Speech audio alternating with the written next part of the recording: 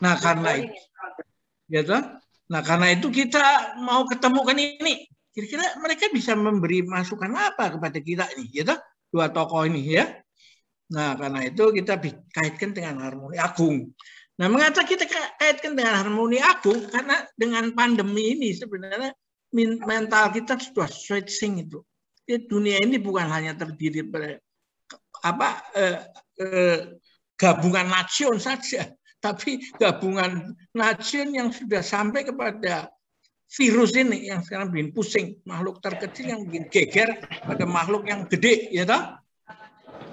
Jadi ini semacam protes ketika yang gede itu dengan superioritasnya mau mengatakan bahwa saya yang berhak untuk menjadi takes all, ya toh? Ya, sehingga rule of law bisa harus saya ganti dengan law of the rural, ya toh? Nah, melintir toh. Padahal manusia itu masih punya pekerjaan rumah yang berat itu, yaitu penderitaan menjadi tua, sakit, dan mati. Masih belum dipecahkan, malah lansia makin bertambah nih.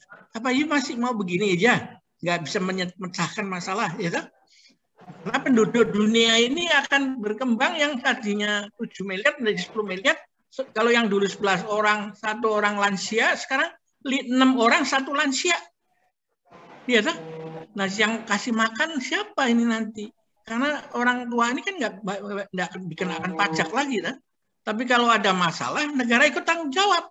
Negara bisa dijatuhkan pemerintahannya kalau dia tidak memperbaiki orang tua, gitu. Kalau sakit akan menjadi beban bagi keluarga dan anaknya, sehingga anaknya nggak bisa tumbuh, gitu.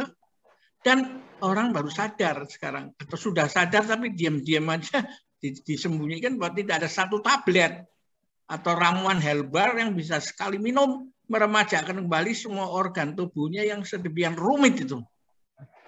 Akhirnya semua harus kembali ke dapur tempat kamu menyediakan makanan dan pelataran tempat kamu berolahraga.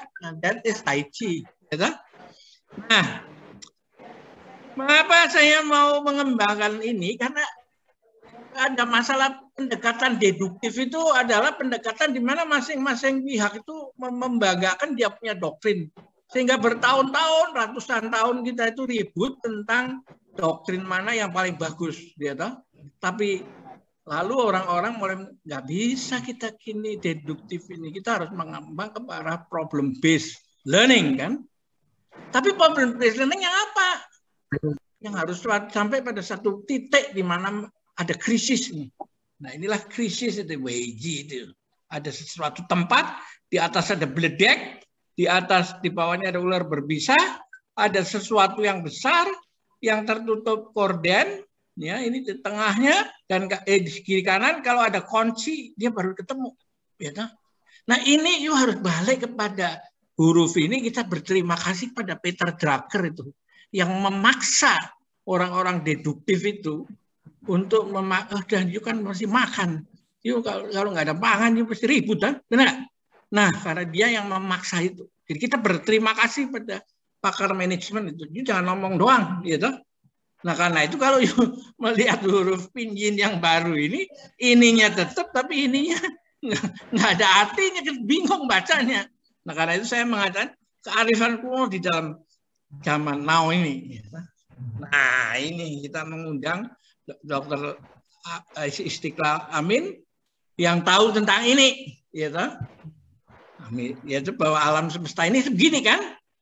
Bumi itu tinggal kecil aja dan bisa ditabrak apa meteor aja kan hancur, loh. Nah, sang pemberi kehidupan tidak bisa diganti iptek itu.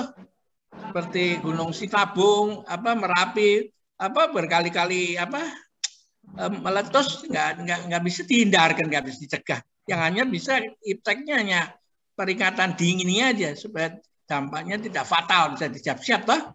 Bumi bisa ditabrak, pesawat yang mau diangan-angankan memindahkan manusia ke Mars itu juga sama aja.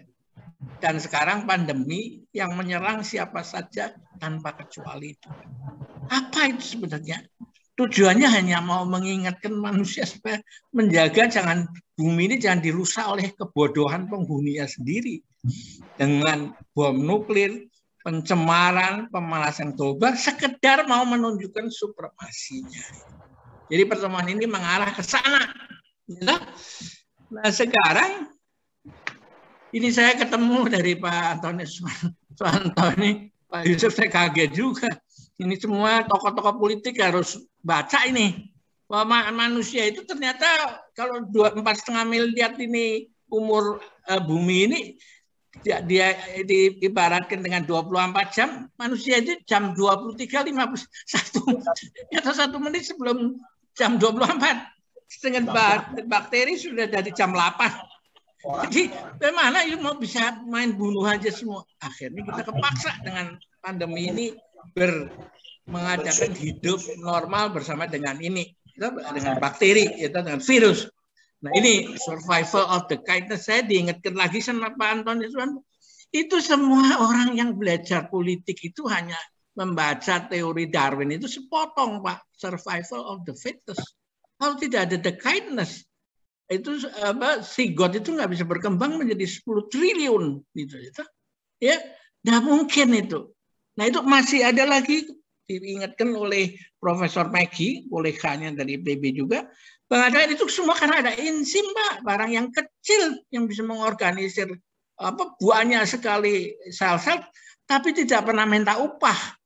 Karena semua perubahan biologis itu, pertumbuhan itu hanya bisa terjadi kalau ada yang namanya enzim, to give and not to count the cost, to labor and not to ask for any reward itu. Nah inilah saya mau nutup di sini dulu. Jadi kalau begitu, apa yang terjadi ini di dalam biji sudah ada pohon, di dalam alfa ada omega dan sebaliknya. Sang pencipta yang maha tahu dan ada, orang nggak tahu bahwa dia putus kata dikasih deskripsi begitu, tidak tahu bahwa kalau itu berarti dia ada di masa lalu, kini dan masa depan itu. Jadi orang kuno mengatakan syairnya begini, gunungnya tetap gunung yang sama, jalannya pun tak pernah berubah sepanjang masa. Yang berubah adalah pikiranmu sendiri itu. Kalau orang Jawa itu dasmu sendiri itu yang berubah. Jadi dia punya persepsi subjektif itu yang terus-menerus harus dikembangkan gitu. Nah karena itu saya mau mengatakan biarkanlah semua sungai bergabung menjadi samudra peradaban masa depan. Di dalam as open-ended journey of dialogue of civilization. Silahkan diperluas dan diperdalam menjadi public domain tanpa, dan saya nggak minta hak milik tanpa eksklusivitas sebagai hak cipta. Siapa saja boleh menyebarluaskan, mengutip, memperdalam, mengembangkan konten sesuai dengan moralitas konsep utama ini, gitu. Karena tadi gunungnya tetap gunung yang sama, jalannya pun tak pernah berubah sepanjang masa. Yang berubah adalah dasmu itu. Nah, ini kita jelas. Hari ini Profesor Antoni Suwanto, Dokter Istiqlal, untuk menjelaskan ini supaya manusia tahu diri ya. Jangan merebut kekuasaan aja. Kalau itu berkuasa tapi nggak bisa apa-apa ya sama aja nyusahin orang. Oke Pak. Terima kasih. Paham. Baik, Pak Yusuf, terima kasih atas pengantarnya ya, menarik, dan nanti ini akan nyambung dengan dua pembicara kita hari ini.